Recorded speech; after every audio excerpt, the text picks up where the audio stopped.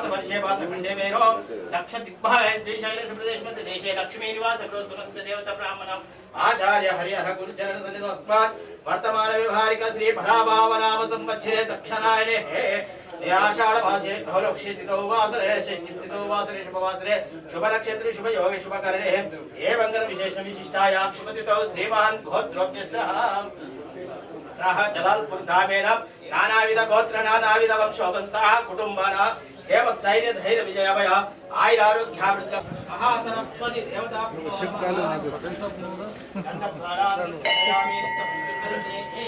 ईश्वरी सर्वभूतात्मा विभवयं प्रियं पुष्पविलेपनं समर्पयामि पुष्पवान् प्रजावान् पशुमान् भवति आयतनं वेद पुष्पवान् प्रजावान् पशुमान् भवति हो राजवै पुष्पवान् प्रजावान् पशुमान् भवति नारिकेलं समर्पयामि इदं फलं मया देव स्थापितं पुरुषोत्तमः फलजन्मवै पूजयामि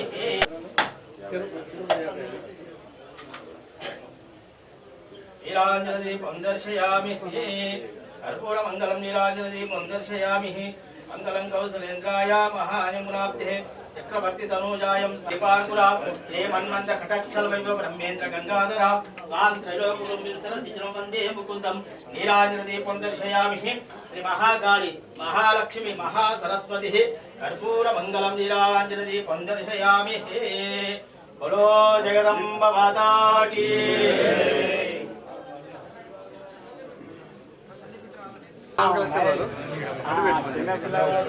उल्टा రేపు రాత్రి కలిసి సార్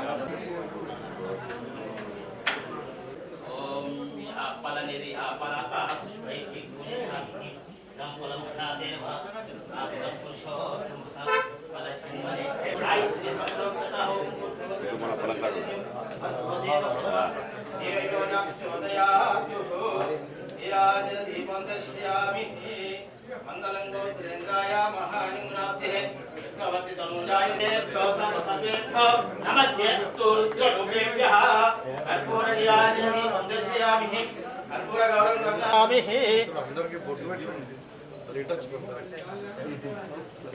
ఏ పెట్ట అక్కడ మళ్ళా అలా ఆ మళ్ళా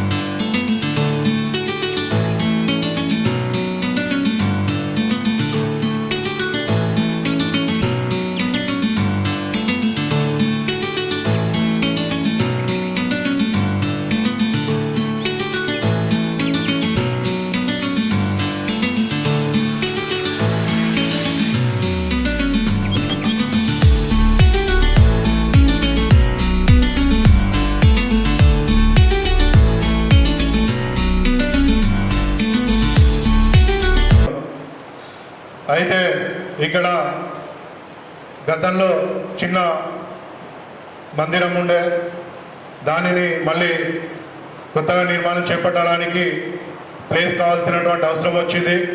దానికి ఇక్కడ దాతగా శ్రీ బాలపురం గంగారెడ్డి గారు ఆ ప్లేస్ కూడా కొనివ్వడం జరిగింది. అలాగే అప్పుడు దీనికి గుడి కట్టడానికి కూడా చాలా కృషి చేసినటువంటి వ్యక్తి గంగారెడ్డి గారు. అప్పుడు మన సార్ ఎమ్మెల్సీగా ఉన్నప్పుడు అక్కడ చెప్పడం జరిగింది. తను దగ్గర ఉండి ఆ గుడి కార్యక్రమము మొత్తం పూర్తి వరకు చాలా కృషి చేయడం జరిగింది. అలాగే తర్వాత వాళ్ళ భార్య చనిపోవడం జరిగింది. దానికి జ్ఞాపకార్థంగా మన జలాల్పూర్ గ్రామంలో ఈరోజు ఒక వంటశాలను కూడా దాదాపు 15 నుంచి 20 లక్షల మధ్యన పెట్టి సొంత నిధులతోటి నిర్మించడం జరిగింది. దానికి అనుగుణంగానే ఈరోజు మన గ్రామంలో ఈ కార్యక్రమం జరిగింది.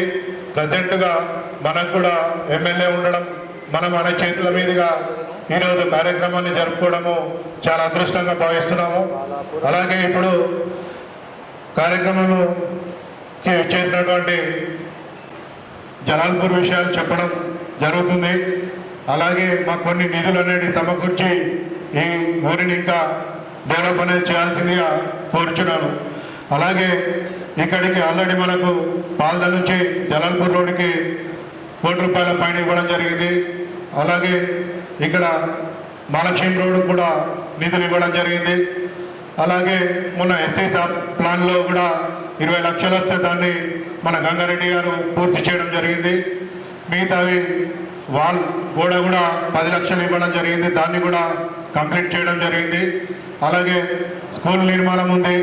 తర్వాత మిగతాది మళ్ళీ ఒక 1 ఇయర్ తర్వాత అయినా సారు శ్రద్ధగా చూసి మమ్మల్ని కనికరించి మళ్ళీ ఒక 10 లక్షల వరకు శాంక్షన్ చేస్తే మహాలక్ష్మికి పూర్తి కూడా అయిపోతుందని కోరుచున్నాము.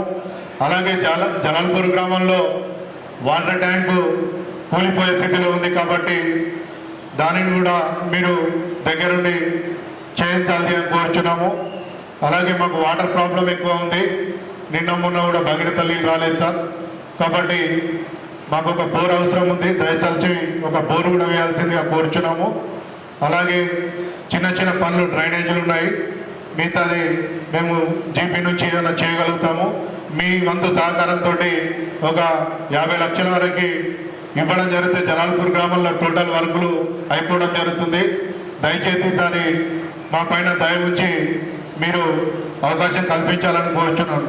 ఈ అవకాశం ఇచ్చినటువంటి మీ అందరికీ ప్రత్యేక ధన్యవాదాలు తెలియజేస్తున్నాను. మరి మహాలక్ష్మి దేవస్థానంలో మరి వంటశాల, తర్వాత డైనింగ్ హాలు నిర్మించుకొని ప్రారంభోత్సవానికి మన గ్రామానికి రావడం జరిగింది.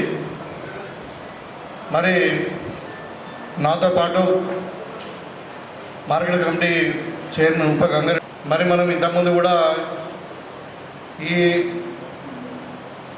ఏమంటారు ఈ దేవస్థానాన్ని టెంపుల్ని మనము పునర్నిర్మాణం చేసుకున్నప్పుడు మనం చాలా అంటే పవిత్రమైనటువంటి టెంపుల్ ఈ ప్రాంతంలో. మరి జలాల్పూర్ మహాలక్ష్మి టెంపుల్ అంటే నేను చిన్నగా ఉన్నప్పటి నుండి కూడా మరి ఆదివారం నాడు వచ్చి అందరు కూడా దేవునికి మొక్కులు చెల్లించుకొని వాళ్ళ కోరికలు తీర్చుకున్నటువంటి సందర్భంలో మరి ఇక్కడ ఈ గ్రామంలో ఒక మంచి టెంపుల్ కావాలి అని అనుకున్నప్పుడు ఆ రోజు పెద్దలు గంగారెడ్డి గారు ముందుకు వచ్చి మన 13 లక్షల రూపాయలు కామన్ గుడ్ ఫండ్ కింద మనకు దేవాదాయ శాఖ కాంట్రిబ్యూషన్ ఇవ్వడం జరిగింది. అప్పుడు నేను ఎమ్మెల్సీగా ఉన్నాను. సరే మామయ్య ఎట్లా చేద్దామని అంటే మరి అప్లికేషన్ ఫార్వర్డ్ చేసి ఆ రోజు ఇంద్రకరణ్ రెడ్డి గారు మన నిర్మల్ ఎమ్మెల్యేగా ఉండి మంత్రిగా ఉండే ఎండోమెంట్ డిపార్ట్మెంట్లో. సో మరి చెప్పేది మా సొంత ఊరు, మరి ఎన్ని ఇబ్బందులు ఉన్నా కానీ నాకు టెంపుల్ కావాలని అంటే మనకు ఈ 13 లక్షలు కాకుండా ఇంకా 27 లక్షలు, మొత్తం 40 లక్షలు ఈ టెంపుల్కు శాంక్షన్ చేయడం జరిగింది. ఆ రోజు వీళ్ళు భూమి పూజ కూడా నేను వచ్చిన తర్వాత అప్పుడు ఎమ్మెల్యే ఉండే కాబట్టి నేను ఎమ్మెల్సీగా నేనే ప్రారంభోత్సవం చేయడానికి ప్రోటోకాల్ వైజ్ వీలు కాదు కాబట్టి మరి ఆయన వచ్చేప్పుడు ఇనాగ్రేషన్ చేసినట్టున్నాడు. కానీ సరే అప్పటి నుండి ఈ టెంపుల్ అభివృద్ధి స్టార్ట్ అయింది. ఈ టెంపుల్ యొక్క పవిత్రత ఏంటంటే గ్రామానికి ఈశాన్యం ఉంటుంది, మళ్ళీ ముందడ వాగు ఉంటుంది, స్ట్రీమ్ పాగుతున్నటువంటి వాగు ఉంటుంది. కాబట్టి ఇది అంటే వాస్తు ప్రకారం కానీ అన్ని విధాలు కూడా ఈ టెంపుల్ చాలా పవిత్రమైనది. మరి పురాతన టెంపుల్ చాలా అంటే మహిమ ఉన్నటువంటి టెంపుల్ చాలామంది ఇక్కడికి వచ్చి పూజలు చేసి మరి మొక్కులు తెచ్చుకున్నటువంటి సందర్భంలో ఇంత చక్కటి టెంపుల్ ఇక్కడ నిర్మించుకున్న తర్వాత ప్రారంభోత్సవం కూడా నేను రావడం జరిగిన తర్వాత మరి వీళ్ళందరూ కూడా ఇక్కడ చందాలు వేసుకొని ఇక్కడ ఈ ఇప్పుడు మనం కూర్చున్నటువంటి ఈ కళ్యాణ మండపాన్ని కూడా నిర్మించుకున్నారు.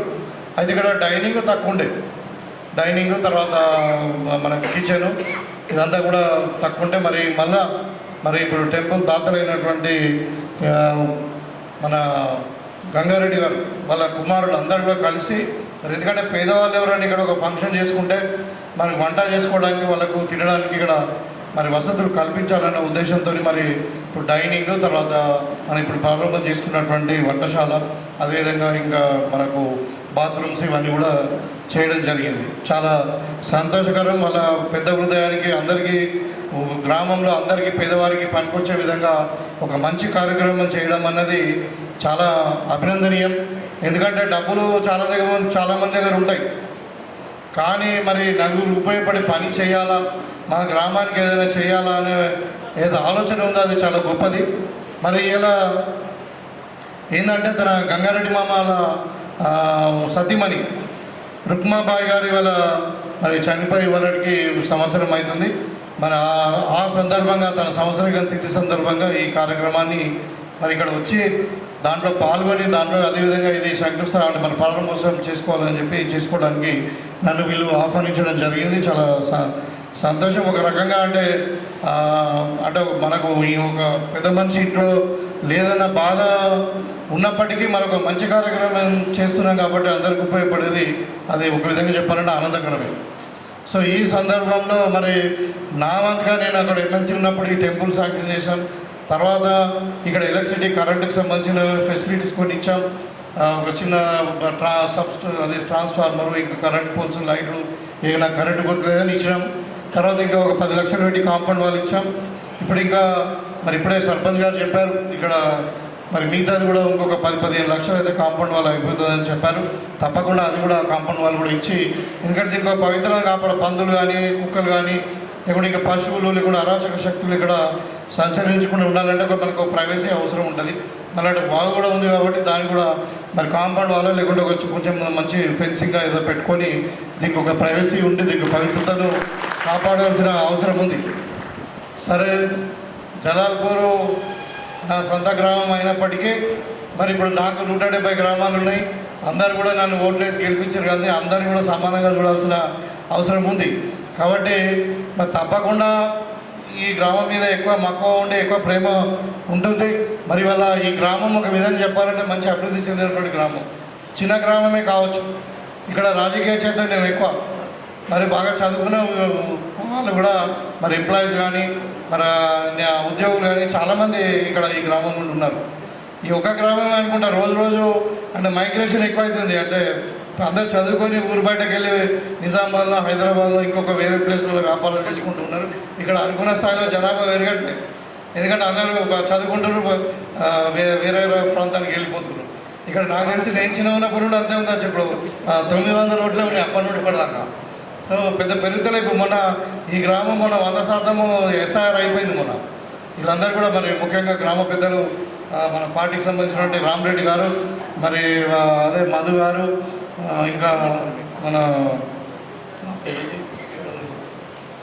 అందరు గుర్తుకొస్తుంది. ఇక్కడ ఉన్న అందరు కూడా శ్రమనే ఇది ఒక కలెక్టివ్గా పనిచేయడం వల్ల మరి ఒక బూత్ ఉన్నది, దాంట్లో మొత్తం కూడా 100% ఎస్ఐఆర్ మన 24వ తారీఖు వరకు టైం ఉంది. మరి 18వ తారీఖు అయిపోయింది ఇక్కడ.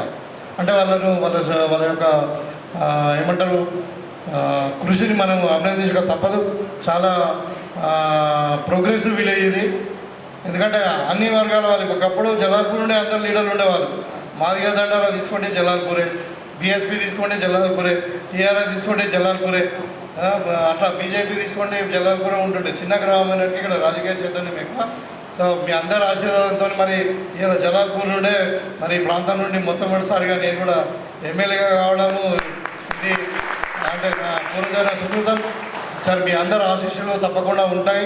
మీరందరూ కూడా ఆశీర్వాదం ఇవ్వడం వల్లనే ఈరోజు మేము ఈ స్థాయిలో ఉన్నాం. ఈ ప్రాంతంలోనే పుట్టినాం, మీ కాళ్ళ మధ్య పెరిగినాం, ఆడుకున్నాం, చిన్నప్పుడు అందరూ కూడా చేసుకున్నాం. మీ అందరి ఆశీర్వాదంతో మరి మహాలక్ష్మి మాత ఆశీర్వాదంతో బాగా చదువుకుని ఒక డాక్టర్గా ఎదిగి తర్వాత తెలంగాణ ఉద్యమంలో పనిచేసి మరి వల్ల మనకు నేను కాంగ్రెస్ పార్టీ నుండి ఒక ఎమ్మెల్యేగా మీ ముందు నిలబడ్డానంటే అది మహాలక్ష్మి మాత యొక్క ఆశీర్వాదం, మీ అందరికి ఆశీర్వాదంతోనే సాధ్యమవుతుందని చెప్పి నేను కోరుకుంటాను, తప్పకుండా అనుకుంటున్నాను. అదే కాకుండా ఒక గ్రామంలో ఏ సమస్య ఉన్నా కానీ చిన్న చిన్న సమస్యలు చెప్పారు, ఎందుకంటే చాలా సమస్యలు తీరినాయి. మనకు మహిళా సంఘం భవన్ ఉంది, అంగన్వాడీ స్కూల్ ఉంది, దాంట్లో ఏదో చిన్న అవసరం ఉంటే అది కూడా ప్రొసీడింగ్స్ అవి రెడీ అయినాయి. మీరు ఎప్పుడైనా సర్పంచ్ గారు మీరు వచ్చి అవి తీసుకోవచ్చు. దానికి ర్యాంపు కావాలన్నారు, ఏదో బాత్రూమ్లు కావాలన్నారు. తర్వాత ఇంకా ఇప్పుడు ఈ కాంపౌండ్ వాల్ కూడా మనం తప్పకుండా చేసుకుందాం. ఆ స్కూల్ కూడా కాంపౌండ్ వాల్ 10 లక్షలు ఇచ్చాము, అది కూడా కంప్లీట్ చేయండి. అక్కడ శ్మశాన వాటికి సంబంధించిన రోడ్డు కూడా అది కూడా కంప్లీట్ చేయండి. తర్వాత ఇప్పుడు ఈ పాతకు సంబంధించింది అయితే ఆల్రెడీ అది రెన్యువల్ అయిపోతూ ఉంది. మరి ఇంకా ఈ జలాల్పూర్ తిరువనపల్లి కూడా ఒక 200 మీటర్లు ఆగింది, అది కూడా వాళ్ళతో మాట్లాడినా మా సతీష్ వాళ్ళతోని వాళ్ళు పాజిటివ్గా ఉన్నారు. ఇప్పుడు ఈ వర్షాకాలం కాగానే మనం దాన్ని కూడా ఫార్మేషన్ రోడ్ చేసుకుందాం. దాంట్లో కూడా ముఖ్యంగా మీకు 4-5 చిన్న రైతులు ఉన్నారు పాపం, వాళ్ళందరూ కూడా ఎందుకంటే మన గ్రామం కాబట్టి నేను మరి నా పుట్టిన ఊళ్ళో నేను ఎవరికి అన్యాయం చేయదలుచుకోలేదు కాబట్టి వాళ్ళకి ఇంకా మంచి ల్యాండ్ ఇక్కడ హాఫ్ ఎకర్ 20 గుంటలు పోతుంది. మన ఎంఆర్ఓ గారు వచ్చి సర్వే చేస్తే మొత్తం అందరు కలిసి 20 గుంటల భూమి పోతుంది రోడ్డుకు. ఆ 20 గుంటల భూమి కూడా మేము అక్కడ మరి మెయిన్ రోడ్కి అక్కడ మనకు ఒక గవర్నమెంట్ ల్యాండ్ ఉంది, అక్కడ ఒక ఐడెంటిఫై చేసాము. అక్కడ ఒక 20 గుంటలు వాళ్ళకి సేమ్ ల్యాండ్ అంతే క్వాంటిటీ. అక్కడ ఇంకా కాస్ట్లీ ల్యాండ్, ఇదేమో లోపల ఉంది, అదేమో రోడ్డుకు ఉంది. సో వాళ్ళకి ఇప్పిస్తామని చెప్పడం జరిగింది. ఇక్కడ ఎవరికి అన్యాయం జరగదు, ఎందుకంటే ఇప్పుడు ఈ రోడ్ అయితే అందరికి కూడా మనకు 5-6 కిలోమీటర్లు నిజామాబాద్ దగ్గర అవుతుంది.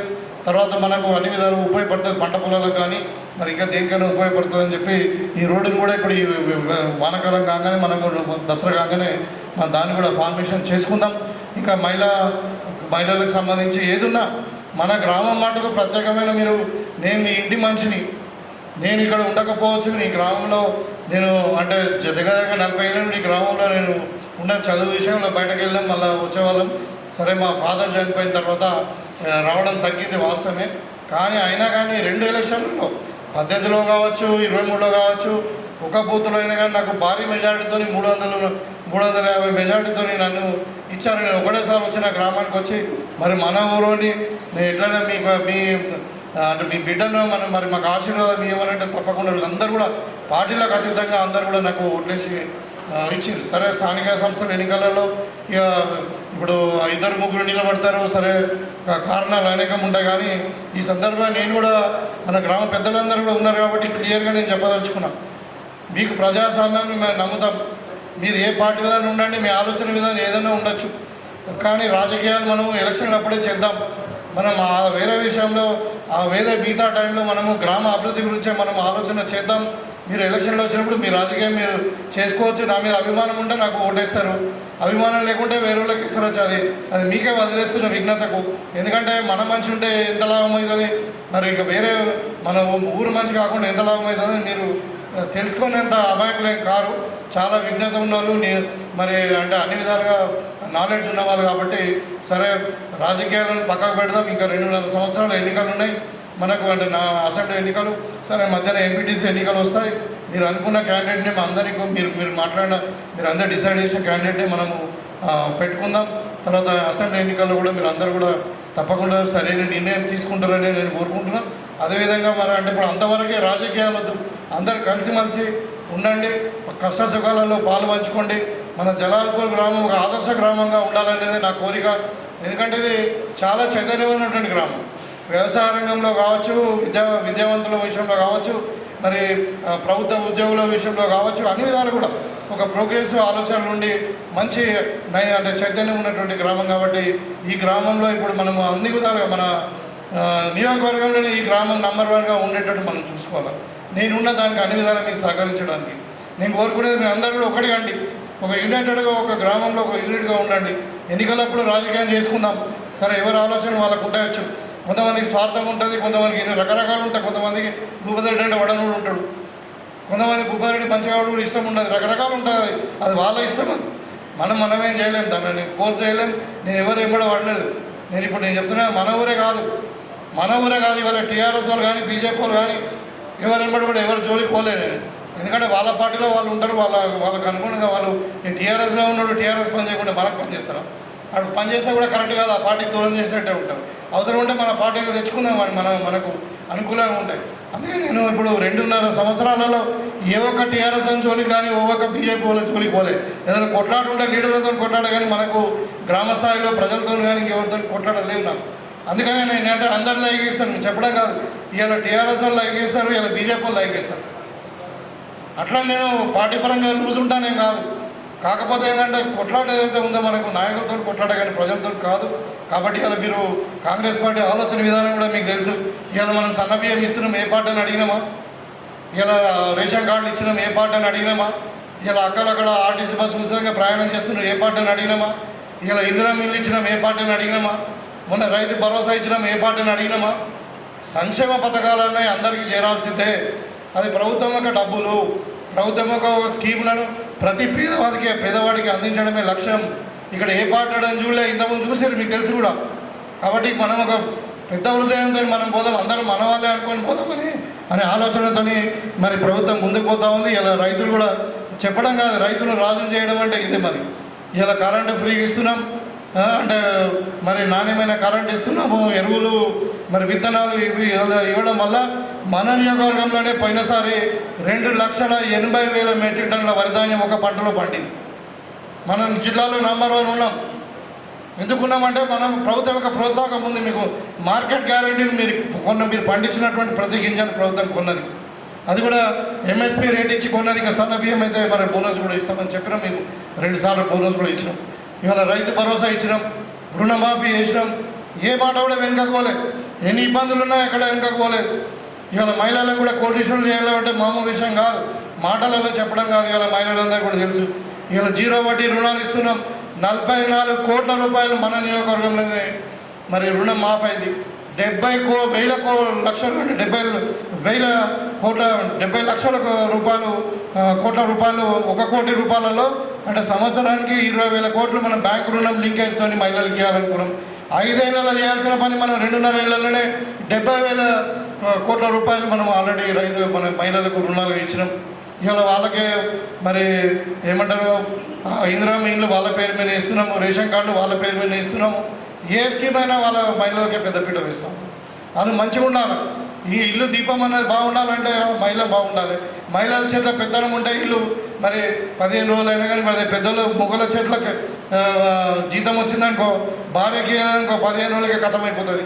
అదే భార్య చేతిలో పైసలు ఉన్నాయనుకో 15 రోజులు కాదు, నెల రోజులైనా సగం జీతం ఖర్చు కాదన్నా. ఎందుకంటే వాళ్ళకి ఎకానమీ తెలుసు. అందుకని వాళ్ళ హౌస్ వైఫ్స్ కాదు, వాళ్ళు హోమ్ మేకర్స్ అంటారు. అంటే గృహాన్ని నిర్మించే వ్యక్తులు. బయట పని చేస్తారు, ఇంట్లో వంట పని చేస్తారు, తర్వాత మరి కుటుంబాన్ని కాపాడతారు, పిల్లలను చదివిస్తారు. వాళ్ళ యొక్క రోల్ చాలా పెద్దది. కాబట్టి వాళ్ళకి పెద్దపీట వేయాలని ప్రభుత్వం ఆలోచిస్తూ ఉంది. ఇవాళ చదువుకున్న పిల్లలకు ఉద్యోగాలు ఇవ్వాలని చెప్పి అన్ని విధాలుగా మనం ప్రయత్నం చేస్తూ ఉన్నాం. మన దగ్గరనే ఒక integrated young India integrated school కూడా మన మల్కాపూర్లోనే మన ప్రాంతంలో వస్తుంది. 200 కోట్ల రూపాయలతో 3,000 మంది పిల్లలు ఎక్కడైనా చదువుకుంటాడు. కులము మతము లేదన్నా అన్ని కులాల్లో అన్ని మతాల్లో ఇంగ్లీష్ మీడియంలో చదువుకోవచ్చు. వాళ్ళకు ఉండడానికి అక్కడ జాగా మరి ఇలా బ్రేక్ఫాస్ట్తో సహా మనం ఇలా పిల్లలకు అన్ని ఇస్తూ ఉన్నాం. ఇది ప్రభుత్వం యొక్క ఆలోచన. కాబట్టి మీరు ఆలోచించండి. ఇక అందులో ఇంకా ఇప్పుడు నేను వచ్చిన తర్వాత మన నియోజకవర్గంలో ఇదొక విద్యకు ఇదొక హబ్గా తయారైంది. మనకు యూనివర్సిటీ మన నియోజకవర్గంలో ఉన్నది. ఇలా మనకి ఇంజనీరింగ్ కాలేజ్ వచ్చింది, అగ్రికల్చర్ కళాశాల మన నియోజకవర్గం వచ్చింది. ఇంకా ప్రభుత్వం కూడా మన యంగ్ ఇండియా స్కూల్సే కాకుండా తెలంగాణ పబ్లిక్ స్కూల్స్ కూడా ఎవ్రీ మండలంలో పెడతా ఉన్నాం. 13,000 మంది టీచర్లను అపాయింట్ చేసాం. ఇట్లా రకరకాలంటి కూడా మన పిల్లలు బాగా చదువుకోవాలా, మరి ఉచిత విద్యనే కాదు నాణ్యమైన విద్యను ఇవ్వాలని కూడా ఇవాళ ప్రభుత్వ పాఠశాలలో స్కూల్ పిల్లలు అందరూ కూడా చదువుకోవాలని చెప్తే ఇలా మీ అందరి సహకారంతో మన నియోజకవర్గంలోనే 5,000 మంది పిల్లలు కొత్తగా గవర్నమెంట్ స్కూళ్ళలో జాయిన్ అయ్యారు. మొత్తం రాష్ట్రం మీద 1,00,000 మంది పిల్లలు కొత్తగా జాయిన్ అయ్యారు. వాళ్ళకి అన్ని విధాలుగా బ్రేక్ఫాస్ట్తో పాటు లంచ్ కూడా మనం ఇస్తూ ఉన్నాం నాణ్యమైనటువంటిది. వాళ్ళకు యూనిఫామ్స్ ఇస్తున్నాము, స్కూల్ బుక్స్ ఇస్తున్నాము, షూస్ ఇస్తున్నాము, టై ఇస్తున్నాము. ఇది ప్రభుత్వం యొక్క ఆలోచన మీరు గమనించండి. కాబట్టి రాజకీయాలు మస్తు మాట్లాడతారు. గతంలో 10 ఏళ్ళు ఏం చేయలే. ఇవాళ మాట్లాడుతున్న ఒకడు బినోలకి వెళ్ళి ఉత్పత్తికి వెళ్ళి లిఫ్ట్ నీళ్ళు వేయాలని. అక్కడ నీళ్ళే లేవు అసలు. ఎంత ఉంటాయంటే పోచంపాడులో 1,070 పైన ఉంటేనే మనకు నీళ్లు లిఫ్ట్ చేయడానికి వస్తుంది. ఇలా 60 ఉన్నది. అక్కడ 10 ఫీట్ల నీళ్ళు తక్కువ ఉన్నాయి. వర్షం లేదు. గోదావరిలో పోచంపాడులో నీళ్లు లేవు. వాడు అంటాడు మీరు గోదావరిలో నీళ్ళునే లిఫ్ట్ చేయమని అంటారు. అవగాహన లేని వాళ్ళు, తలకాయ లేని వాళ్ళు ఇక్కడ మరి చాలామంది మాట్లాడుతూ ఉన్నారు. ఇప్పుడు మన కేటీఆర్ మాట్లాడినట్టు కేటీఆర్ ఏమంటాడు, కాళేశ్వరం కూలిపోయిందా అంటే మీరు డ్యామ్ లేకుండా డైరెక్ట్ వాగులోకి వెళ్ళి గుంజండి నీళ్ళు అంటాడు. మరి వాగులోకి వెళ్ళి గుంజేటటువంటి మరి డ్యామ్లు ఎందుకు కట్టినా? మీ అయ్యాక అంతా తెలియదు కదా. అంటే ఈ కొడుకులు ఎట్లా మాట్లాడతారంటే ఇక నోటికి వచ్చేది వాగుడే. ఎటుకొడుగా ఇక 10 సంవత్సరాలు పరిపాలించారు, ఒక గుంటకు నీళ్ళు ఇవ్వలేదు. ఇలా వాళ్ళు కూడా మాట్లాడుతున్నారు మొత్తం తెలంగాణ తోసుకొని. అంటే ఈ విధంగా అంటే లుచ్చ రాజకీయం అయిపోయింది. అంత ఈ ఓడ ఇష్టం వాడే మన వాస్తవం తెలకుండా మాట్లాడుతూ ఉన్నారు. ఇవన్నిట్ల పట్ల కూడా మీరు అప్రమత్తంగా ఉండాలా. నేను చెప్పడంలో ఇలా రాజకీయం లేదు, వాస్తవాలు చెప్తూ ఉన్నాను. కాబట్టి ప్రభుత్వము కృత నిశ్చయంతో ఉన్నది. మహిళలను కోటీశ్వరులు చేస్తాం, రైతులను రాజులను చేస్తాం. ఖచ్చితంగా చదువుకున్న పిల్లలందరూ కూడా నాణ్యమైన విద్య ఇచ్చి వాళ్ళకు నైపుణ్యాన్ని ఇచ్చి వాళ్ళకు ఉద్యోగ కల్పన కూడా చేస్తామని చెప్పి ఈ సందర్భంగా తెలియజేస్తాం. కాబట్టి మీరందరూ కూడా మరి అదే సేమ్ అభిమానము, ఏదే ప్రేమ, ఏదే దీవెనలు ఉన్నాయో మరి అది కంటిన్యూ ఉండాలి. మన గ్రామాన్ని అన్ని విధంగా ఆదర్శంగా తీర్చిదిద్దడానికి మీ సహకారం కంప్లీట్గా అవసరం ఉంటుంది. కాబట్టి ఈ సందర్భంగా మీకు అందరూ కూడా మరి ఇంత చక్కటి ఇక్కడ దేవస్థానం నిర్మించుకొని ఇక్కడ ఒక కమ్యూనిటీ హాలు, అక్కడ ఒక డైనింగ్ మరి ఇవన్నీ నిర్మించుకొని పేదవారు ఎవరైనా దీన్ని అక్కడ దైవ దర్శనం చేసుకొని ఇక్కడ మరి ఏదైనా చిన్న ఫంక్షన్లు, బర్త్డేలు కావచ్చు, చిన్న పెళ్ళిళ్ళు కావచ్చు, ఏదైనా అన్నీ చేసుకోవడానికి కావాల్సిన వసతులన్నీ ఇక్కడ కల్పిస్తున్నాం. కాబట్టి ప్రత్యేకంగా ఇదన్నీ కల్పించినటువంటి మన గ్రామ పెద్దలు గంగారెడ్డి గారు, మీ అందరూ టెంపుల్ కమిటీ కావచ్చు, వీడీసీ కావచ్చు, గ్రామ సర్పంచ్ గారు కావచ్చు, మరి గ్రామ పెద్దలు కావచ్చు, వాళ్ళందరూ కూడా పేరు పేరున మరియు అభినందిస్తూ మీ దగ్గర ధన్యవాదాలు సెలవు తీసుకుంటాము.